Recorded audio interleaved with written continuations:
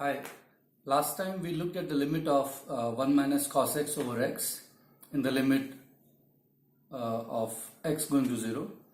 Okay, and we found it to be 0, and I gave you a very standard proof, and we did obtain x the right answer, but the proof was not really very illuminating. So what I'm thinking of is giving another proof which is fun and teaches you more about taking the limits. So let's see how. Okay, so here we have our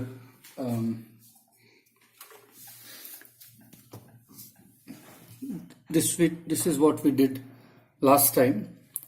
Okay, I converted this to sine square x over 2, and that is how we finally got the limits.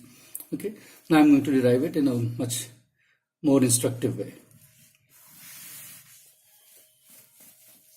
Okay, so if you remember that sine of x is more or less x as x goes to 0. Okay, when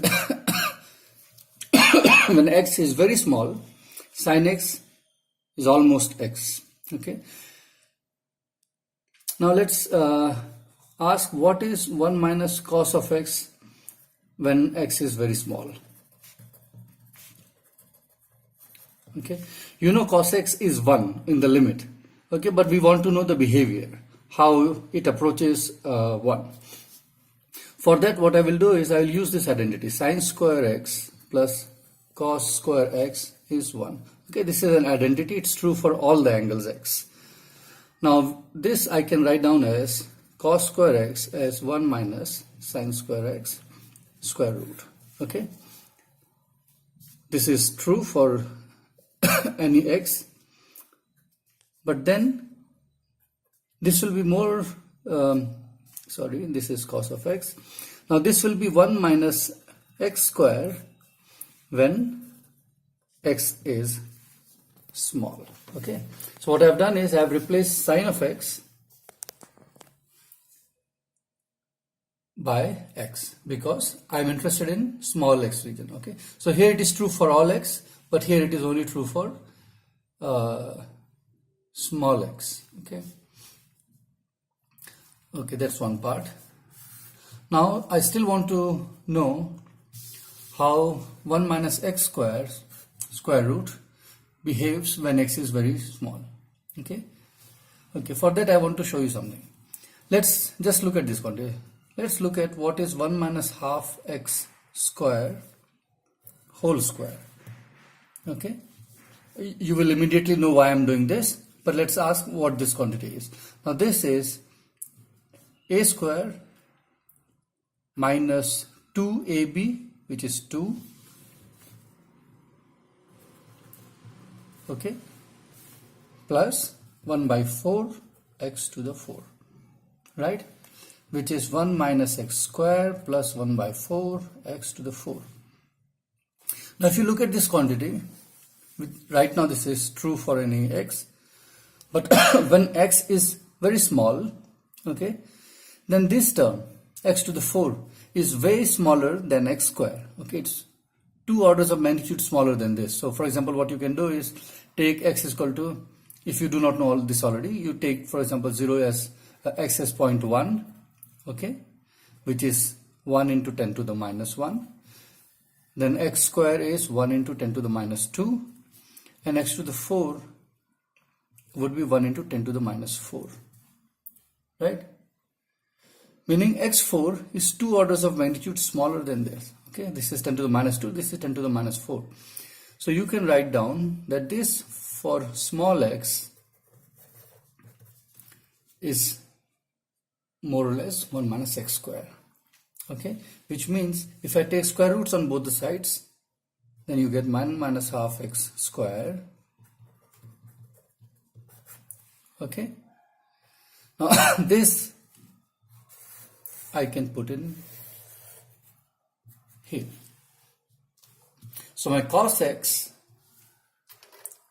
okay, my cos x, which was square root of 1 minus x square, which is here, would be now this. So cos x behaves like 1 minus half x square when x is very small. Okay, when you are very close to x equal to 0, your cos x behaves like this.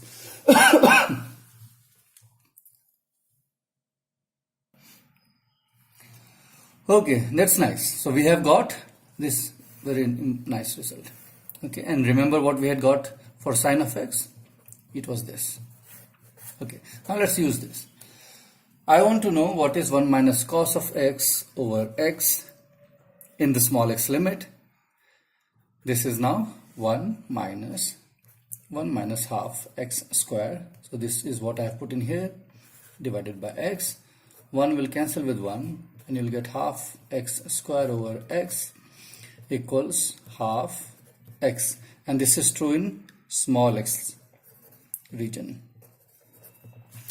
Now I have to take the limits. Okay, so let me take the limit. Now limit x going to 0, 1 minus cos of x over x will be the same as limit of half x. Okay, that's what I got. See, what I'm doing is I'm finding out the behavior of this entire function in the small x limit. Once I know that, you can take the small x going to 0 limit. Okay, so here this is what we had got, and this is clearly 0. So what I've got is then finally the good old result, but in a very different way. But this way of doing also provides you an opportunity to see how certain approximations are applied. For example, here we could find that cos x is behaving like 1 minus half x square. Okay, that's a useful piece of information. Also, for example, square root of 1 minus x square behaves like 1 minus half x may be here. Okay, that 1 minus x square square root behaves like 1 minus half x square.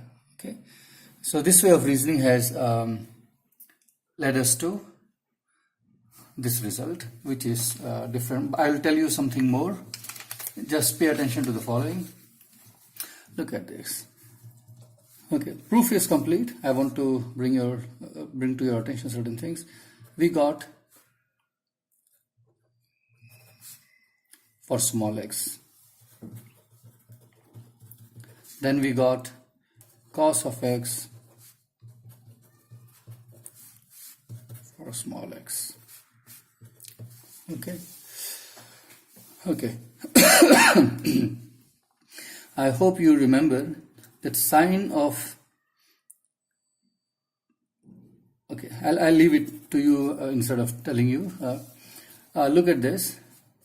If you take x to minus x, okay, maybe I just tell you, take x to minus x, okay, or theta to minus theta, then this thing is completely symmetric, right? If x goes to minus x, this still remains x square, but this one changes sign.